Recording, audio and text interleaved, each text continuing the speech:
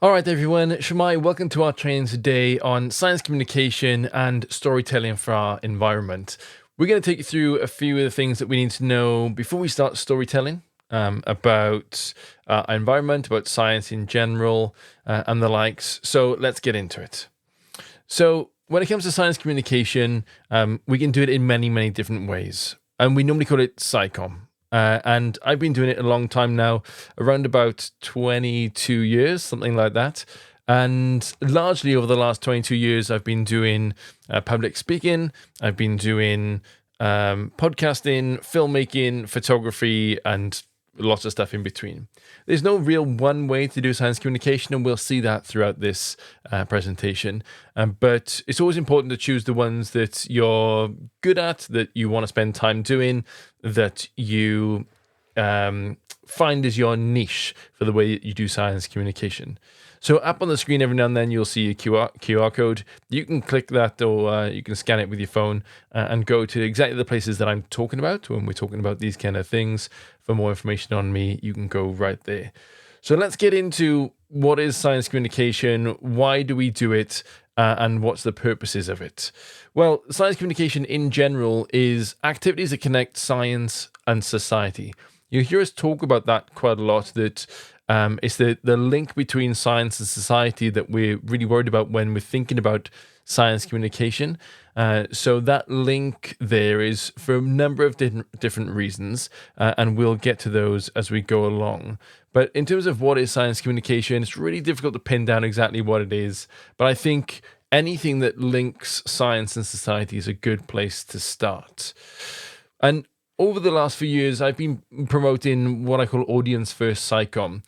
And it's basically where we think about the audience as the start point and not the end point of how we do science communication. So if we are doing a conference for the scientists, we'll put that first and we'll think, how do I develop an activity to connect science and that part of society? Or if I'm doing it for a bunch of school kids, a bunch of primary school kids, that audience comes first. And then I think, what is the best type of science communication to link that my science, specifically my science, sometimes other people's science, with that part of society. So an audience-first approach to science communication, I think, is important, and one that I champion quite a lot. When it comes to who does science communication and how many of us in society actually do it, specifically how many scientists do it, it can range widely. I'm lucky to know quite a lot of scientists that actually do science communication. As a professional science communicator of 20 odd years, I'm lucky to just bump into a lot of scientists on the circuit that are doing this. But that doesn't mean that it is part of our culture in science. It doesn't mean that we get taught that at undergrad. It doesn't mean that, that institutions and lecturers and academics in general value science communication and that connection between science and society. So a lot of what we talk about during this is going to be part of a Eurobarometer survey that we've had, was done last year in 2024, although it was the participants were surveyed before that, and it gets done biannually. So it's a lot of people looking at what is the public perception of science and society. So what do the public think of? Do they trust science and institutions? Do they like science and institutions? Do they think that scientists have their best interests in heart and think in a positive light about science? And also, who does science communication? Who communicates with the public? And there are a bunch of different papers out there on it, a bunch of different surveys. The Eurobarometer isn't the only one. And a recent study by the British Academy showed that the majority, in fact 82% of researchers, carried out some form of science communication within the last year from when they did this study. That was back in 2015. And it's been fluctuating, but I think it's still quite high. It's still about that. And what they find is that 8 in 10 researchers communicate their science in some form or other to the public in a given year. Though that is like, if you talk to one person in that year about your science, that's kind of held as public engagement. I would love to see that done more in a more kind of formal setting, or But I do think that talking to friends and family and um, people in your community about science is one of the best forms of science communication. Literally, you as the science connecting to society in that way. So it is really good. I just like to see it a little bit higher. But when we talk about, it says all scientists talk with the public, and a sizable share use social media and blogs. 96% say they ever talk with citizens about science and research. So that's an even higher stat, although that's through multiple different ways of getting their research out there. They talk to reporters, 51% say yes. And do they ever use social media? Social media is a huge kind of use case for spreading or connecting science and society, but it is by no means the only way. We kind of get trapped in that. But do scientists support active engagement in public policy debate? Yeah, 87% do, and 13% say we should focus on scientific work instead of public policy debate. That is the uphill battle we've been fighting for the last 20, 30 years, is how do we get people to think more about and want to engage with the public in science communication? But we are finding that we're winning that battle. How important do you think the public engagement is to you? 53% of the reportings in the 2020 findings of the proceedings of the National Academy of Scientists think this. Your university thinks this, 66% thinks it's important. So that's good that it's definitely over the majority, but I'd love to see that higher into the 70s and 80s, if I'm honest. The dean of the college, like who runs the college, do they think that that's important in the university? It's obviously an American study. But what we find is that it is part of the uphill battle is how do we get people to care about the connection between science and society? I think we're winning that battle, but obviously we still have a long way to go of who actually cares and who wants to do it, which is just one of the barriers before we get to all of the other ones. There's a new Wellcome Global Monitor coming out just next year in 2026, which looks more in depth at the public perception of science and society. That's definitely worth looking out for. Have a look for that. Wellcome Trust always do really good studies. And on this link, they've got a bunch of other ones, normally to do with medicine and public health, because that's what the Wellcome Trust are. But their global monitor looks at like the public perception of or how people think and feel about science, as it says just there. So with those barriers and ways in, why do we do science communication? Well, there's a myriad reason why we would do science communication. Anything from increasing scientific literacy to as a bit of a recruitment drive for universities to get more people into that university, to get more people in science and engineering. We're always going to need more and more scientists and engineers, so getting more of those in. We can talk about like how we get them into specific fields. What's a growing field? Environmental science is very much a growing field compared to others. So how do we get them started down that path? Increasing science capital. We talked a lot about science capital and what it's like as a child to when you have little science capital, when you don't have very many scientists around you, you don't see much science on TV, you're not part of evenings where scientists come and talk to you or come to your school and talk to you about things. Having low science capital compared to if you have high science capital where your parents are scientists and you are like second or third generation academic, when you are part of a school that has informal science clubs and that kind of stuff. Watch Discovery Channel and National Geographic and that kind of thing growing up. So there's a difference in science capital, and we as science communicators have an opportunity to increase the scientific capital of young people's lives. And I think that's the thing that we should be doing. Getting public health stuff across, making sure that there's more trust in government and science when things like pandemics hit and the likes. All these are valid reasons for doing science communication. It's seen as an obligation because the taxpayer pays for your research is another version of that. So all those are valid reasons, but what do people think that is? Public engagement has the objective of ensuring the public is better informed about science. There isn't really an end point of why we would do it, but it is a reason why we would do it. And 95% of people in the survey think that that's a thing. Increasing public trust in scientific community is a huge one, though, as we'll see, that public trust is still quite high. Getting people excited about science, learning what members of the public think about specific scientific issues, and persuading members of the public to adopt a position or viewpoint is an interesting one, because in a lot of science, let's call them the hard sciences, only because they're very, I think, quite rigid in the way that they think. The physical sciences like physics and the likes. I think that's an outdated term, but let's go with it. I come from the background of astronomy. Do I think that we need to persuade people in astronomy that I have a specific viewpoint or another? Probably not really.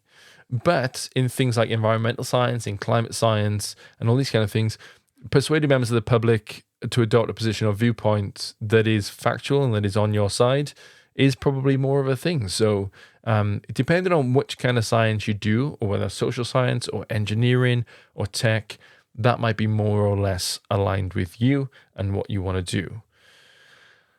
Overall influence of science and technology on society is really seen as quite a good thing. People tend to think this is a positive. This is the Eurobarometer survey. Everyone in Europe is surveyed. For some reason, the UK is still in there as well. We are still in Europe, but everyone's kind of asked, and I'll have a few slides talking looking specifically at UK versus Europe. But as we can see, that people tend to think that 83% of citizens think that the overall influence of science and technology is positive. So we are still seen, it might not seem like it at the moment, but we are still seen as a net positive on society. That's a good thing. And the reason I tell you this is because we're not starting on the back foot. We're starting on the front foot. We are leaning into this, and they want to know more. And we'll come on to that in a second.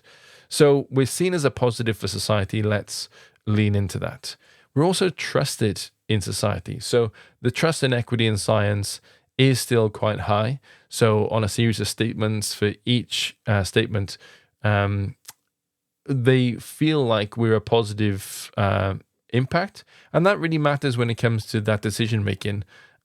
We saw through the pandemic that countries with a higher trust in institutions did much better during the pandemic because they trusted the government to act in their best interests. And when it comes to environmental issues, and it comes to things like net zero and all these other decisions that we make, trust in institutions means that they know that we're acting in their best interests.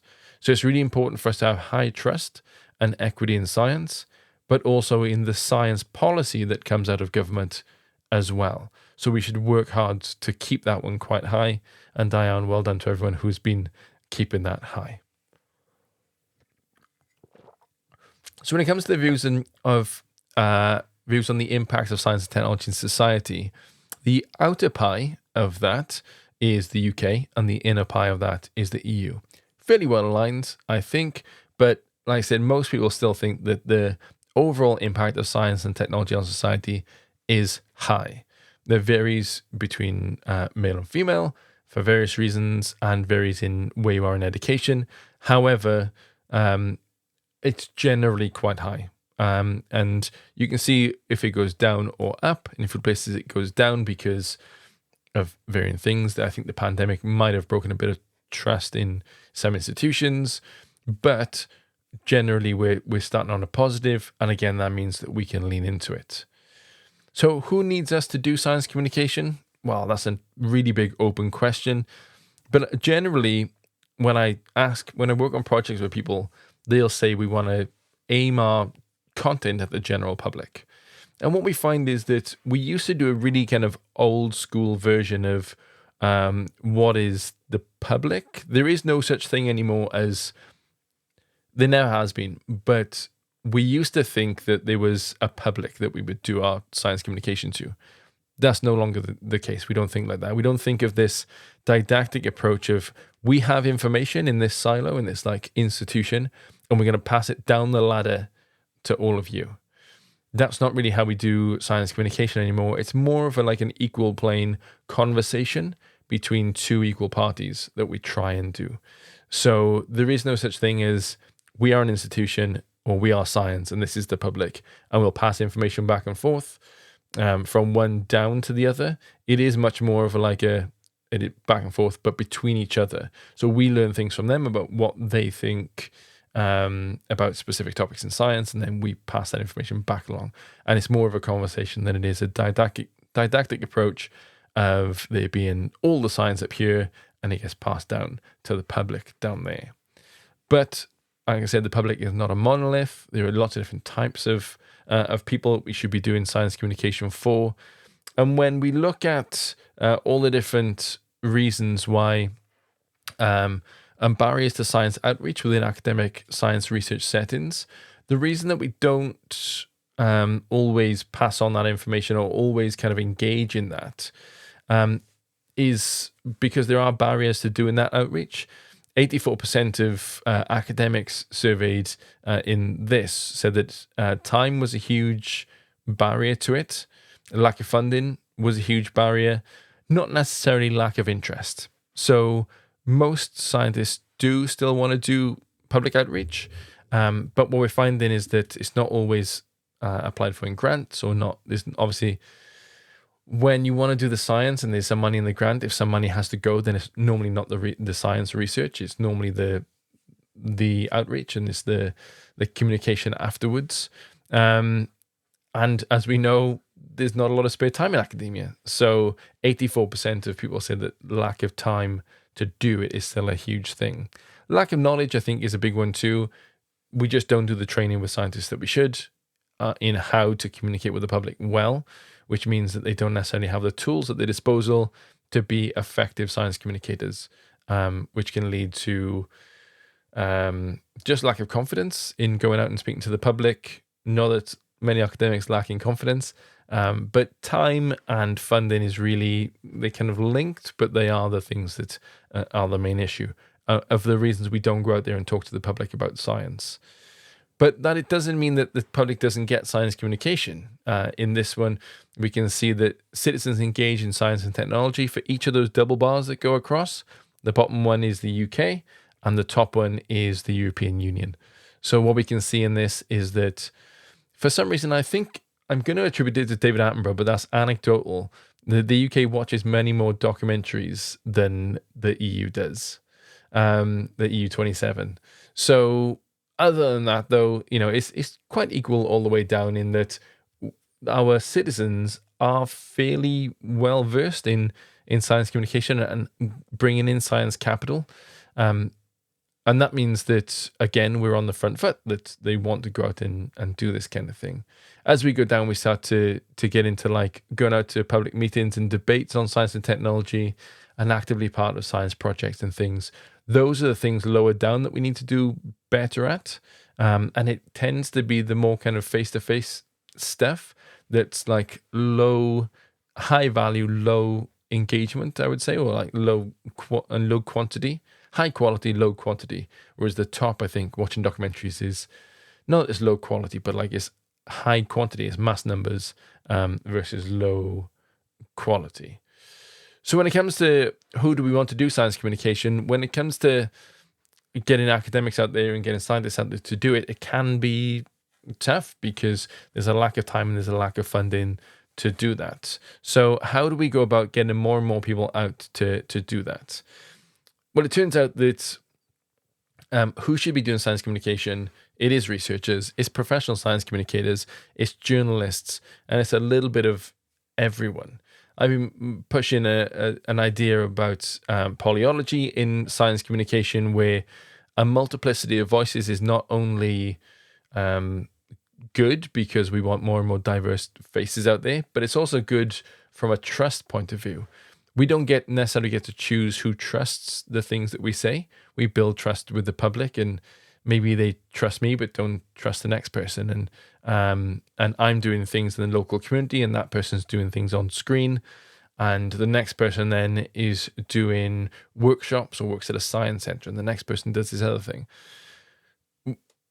Pieces of information or pieces of knowledge that come down kind of across the board can come down in various areas. People trust those different people differently, but also, I might listen to this podcast one week, but then miss it the next week. So having a multiplicity of voices and everyone talking about certain issues isn't necessarily duplication, it's repetition. So just because we repeat things on different channels and with different people doesn't mean it's always duplicated. We want it to go out through multiple channels with different faces, different voices, from different institutions, sometimes upwards, sometimes downwards. All those things we want. And a multiplicity of voices will strengthen our messaging, especially when it comes to environment.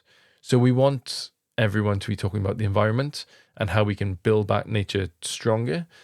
However, that can't just come top down from institutions and people in the know.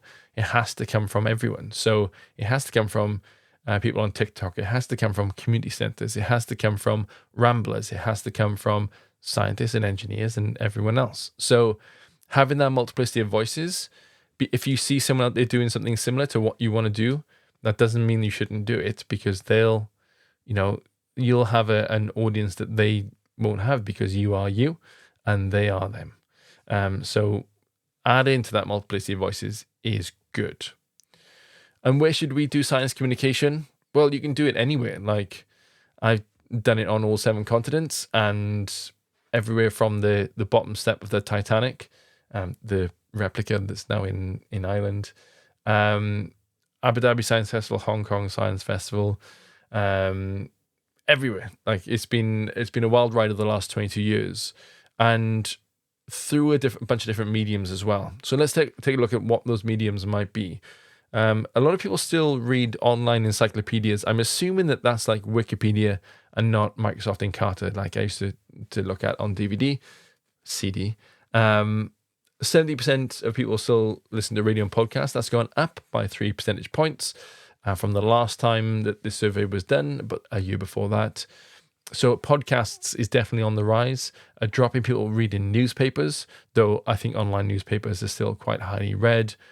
Social media is obviously a big one, and television is huge, although streaming services are starting to take a chunk of that now. I think that's still wrapped into that 61%, but that's changing how we do filmmaking and how we do things on TV and how we communicate science across those mediums. This again is from that Eurobarometer survey. You can scan the QR code to get that. So how do citizens engage with science and technology? Well, I think barriers, just like academics trying to do science communication, is lack of time. Not everyone has time to sit down and listen to a podcast or watch a TV show, especially go to like a science event, or if there's a new bit of science research come out, and a university presents it, they don't always have the time to go and watch that talk. 37% is lack of interest. Lack of knowledge in the field is sometimes a barrier to entry if it's not explained well, which, as we know, not all science is explained well. Lack of information on the activities and events. Sometimes we just don't hear about them. And a poor quality in activities or events, which is definitely true for a lot of people. And a willingness to engage. People do quite highly engage in these kind of things. People still do visit science centers. TechniQuest still has people coming in through the door, and will forevermore, I think. So people want to engage, they just don't necessarily have the time or sometimes the ability to go and do that. And again, we see this in this one again, where people quite highly, when there's a low barrier to entry, they will watch a documentary, but might not necessarily go to a science event. So how do we do science communication? Well, we can do it in all those ways we just saw. We can do it through podcasting, and we can do it through film, and we can do it live through a public talk. We can do it through crochet. We can do it through Kaylee, and we can do it through everything in between. But the difference between all those different things is sometimes a mass audience versus my audience, I like to call it, where the documentaries and YouTube videos will sometimes get mass audience figures. So some people can have films and videos that hit millions of people, which I would say is a mass audience. And then sometimes you do think something is for my audience, and you go and talk to the local rambling group about what's happening on this other side of the planet. Sometimes you'll do a talk at the Royal Geographical Society, and that's to do with this certain thing. So having your community and your niche that you get to, that who trusts you a lot, is really, really important in how we do science communication. It's not necessarily the thing that gets you the most views or the most likes or the most attention. And we have to balance that up. Sometimes we do mass audience stuff. Sometimes we do my audience stuff. I think that the my audience stuff is the most beneficial. I think that that's true. That it's the where you can change hearts and minds best. It's where you can now, if you have a mass audience effect and you can change people's minds across, the entire nation, that's obviously beneficial too. But that's limited to the amount of people that can do that. Obviously, David Attenborough does a really good job at kind of doing that, but he has a whole team behind him doing that, and he's not going to be around much longer. So we need to keep that kind of mass audience thing going, as well as having my audience too. So the way that we do that is by telling stories. Like I said, we've gone from this stage of like, I'm going to tell you things and you'll sit down and listen to me, which for some reason we still do in academia, to a more storytelling approach. And through that, we can tell people stories of nature, the world, of science, of discovery and exploration, and we can pass that on as we have done for many different centuries, where we tell people stories about what's happening, and it can change the way that they see the world. So storytelling within science communication has always really been there. When I first started out, we talked a lot about like engagement and quite tactile versions. I think it's because I grew up doing science communication in TechniQuest. A lot of focus was on like, you've got to like have hands-on workshops and demonstrations and all these different things that existed in TechniQuest. And now we're in this era of where we can do more storytelling, like the National Geographic style approach. And a lot of that comes from the way that we communicate in general. So these are Grice's maxims of conversation. And you notice that sometimes people in general don't do these, let alone within storytelling. So it is said that, a story is as many words as it needs to be and no longer. And that's the maximum of quantity, where you're as informative as you need to be and give it all the information that you need to and no more. It's really weird when sometimes I remember having microwave chips when I was a kid.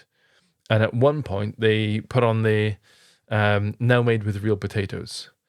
And I thought that was part of the no more thing of like, why would you give me that information? That seems like too much information. When were these not made of real potatoes? So giving like all the information that you need to and no more really helps us think about how we communicate our science. We need to give you all this information. I could give you all this extra information. I don't need to do that right now. Maybe I can do that down the line, or maybe you don't need it at all. But I think we get so passionate as scientists, sometimes we give more than we need to. The maximum of quality, where we try to be truthful and don't give information that's false or not supported by evidence. I think we just do that as scientists anyway. We wouldn't give information that's not backed up by the science. I often talk about bringing receipts to things now, where whenever I'm talking to someone, I'll make sure I bring receipts. If I quote something, if it's a stat, then I'll bring receipts and make sure they know where I found out that information. It is just something we should do. The maximum of relation, where we try and be irrelevant. We go off on tangents all the time and talk about other things. Trying to keep it on topic and relevant is very important when we do science communication, that this is the thing that you need to know. Sometimes it can be something that seems quite unrelated, but is related. It's quite a good science communication technique or storytelling technique, is where we tell someone a story about something else and say, this is why it's related to what you just said. And the maximum of manner, where we try and be as clear and as brief and as orderly as we can, and we don't go into obscurities and ambiguities. That's a really important one, especially on stage, especially in interviews, especially like when we're doing science communication, is we always stick to the brief. And if someone asks us a question, we pinpoint on that question, and we don't give obscurity and ambiguity. So those maxims of conversation are just how we should live our daily lives, but also they are to do with science communication and how we go about giving science to the public. And I want to get away from this idea of data-driven communication in science and go back to a storytelling part of science. So something like this, where we talk about glaciers, we could say that glacial mass balance studies conducted over the past several decades have documented negative trends in ice mass, with average ablation rates increasing significantly post 1990, and go on to talk more about that. Or we could be telling them that high in the mountains where few people go, a glacier has been flowing for thousands of years, carves valleys, feeds rivers, and shapes the land below. These kind of words, these visual words, these descriptive words, help with filmmaking, they help with storytelling, they help with all these different ways that humans interact with our planet. And they basically create a narrative structure that we can hang our facts and our morals off of. So sometimes we have all this data and we don't know how to put it together. Sometimes a story can just help with that, where we collect all our data up, we prepare it in a way where we say, these are the things I want to get across, this is the message I want to get across. And then we visualize, we analyze, and we storytell that data is a much better way of getting something across than just, I used to be of the mind that the data would speak for itself, especially on climate and nature issues. This percentage of a forest was lost, this amount of tonnage of carbon dioxide went into the atmosphere. It just doesn't. We need to tell more stories. And whether that's down to the science communicators or the journalists or the people who make the films, I think it's also the job of the scientists to tell those kind of stories. And a good example of this is my friend Konstantinos, who studies around Mount Olympus in Greece and up in the high mountains in Greece. The way that he would go about his storytelling is down to purpose. What is he trying to do? He's trying to tell stories about the cryosphere in Greece. And he spends a lot of his time doing that. He knows who his audience is to begin with, and he goes out there and tries to reach the Greek population that have sometimes vested interest in water in that area. He does a lot with policy, so he'll sometimes work with policymakers and the likes. His outputs vary depending on what that audience is. Sometimes it'll be policy documents, sometimes it'll be films. He works with National Geographic, so they push a lot of stuff out across a very specific timeline and has a set amount of deliverables, whether that's films, talks, whatever else. So having this workflow between what science am I trying to get across, and all the way through to what I'm going to deliver, is a good way of thinking about our science communication and a good way of making sure that we know exactly what we're going to do, who our audience is, and how we're going to do it. So, why now? Why should we be doing more science communication? Well, even though trust in science communication and positive feelings towards science communication are still quite high, that's because of the untiring work of science communicators and scientists over the last few decades. So, a significant share disagree that scientists spend sufficient time meeting lay citizens to explain their work. So a lot of people disagree that we are spending enough time talking to the publics about science. And that is not always because scientists don't want to do it. As we've seen, it's lack of time and lack of funding that is some significant barriers to that. So I'm not pointing fingers at academics per se, but the structure that we kind of bring science up in, that we need more funding and need to create more time, probably through more funding, to communicate science with the public. And we've all bored people at parties with science, but largely people want to know more about that kind of stuff. They do enjoy watching David Attenborough documentaries and the likes, and we have these stories to tell, especially about our environment. So they want to hear more of that. Basically, they like us, is what this whole SciComm talk is about. So why wouldn't we do it? It does come back to funding and time, but I'm glad that there is now funding in things like NERC proposals and the likes that will give us more time and more funding to do this kind of thing. And collaborations are key in that, working with professional science communicators, professional journalists, filmmakers, and the likes who can help you get your science out there. We don't always have to do it alone. We can work with others to start to break down those barriers and get good science communication out there. So what can we do to connect knowledge to action? We can do a few things. And I think that knowing these is good. Know why we're talking about our science and who our audiences are. Being truthful with ourselves in why I want to communicate my science with the public. Making ourselves available to tell stories so that people know we are out there. Radio Camry is a really good version of that, and other places that want to tell these science stories but maybe don't have the expertise and the people to do it. And that adds to the multiplicity of voices then. More people we have out there from multiple backgrounds doing this kind of thing. If you can see it, you can be it, and it'll help people grow up into doing more science and more science communication. Having science communication in grants and proposals is a huge thing. We're seeing it more and more and more nowadays, which is really, really good. I think we can continue to do that. Pushing for science communication in undergrad modules is a huge one. We've had it on a few courses and need to have it on more. And collaborating with storytellers and advocacy groups. We'll talk more in storytelling about the difference between what I create and how I connect. Storytellers are what I create. We're creating stories. Advocacy groups is sometimes how we connect. How do we connect to the public and get them to do what we want them to do, or do what nature needs them to do, what the environment needs them to do. So the homework from this session was to bring a story to the next session, stories on the environment and that kind of thing. Still think about that.